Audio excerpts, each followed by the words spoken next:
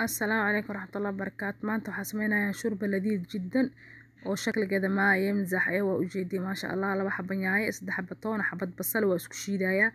waxaa haystaa sheeba, lemon sheeba, qorfo, maaji, inta qashinka ee birta ku shubaya, xawaaji dhubki, xawaaji buurka iyo sheebada wixii oo dhan waa isku shiiday. waa shurba basiis jiddan haday ugu badato rubac saac 20 daqiiqo qaadanaysa. wixii oo dhan waa isku daraya, masluug waaye ama biyo lagu karinayo waa ujeedin maasha Allah. dhacaanka doorada waxa uu noqonayo subag. marka maasha Allah 10 qaando waan ku daray. shurbadan shakligeeda maada imsax wa tacmigeeda ladiid jiddan waa ujeedin. sheebadii iyo xawaajiyaashii birtan ku xiraaya si dadka afka aga galgalin. hilib ku kari ama dujaaj ku kari waxa fiican shurbada hal mar inaad isku shubtid yaa banaad. shurbada sida loo kariyo waatana xaaladeeda saani u taalaa. shurba carbeed dadka ramadaanka oo sooman ay soon sunno dadkii sooman shurbadaana lagu hormariyaa maasha Allah. kusoo dhawaada idin leedahay like share commentiga igu dadaala.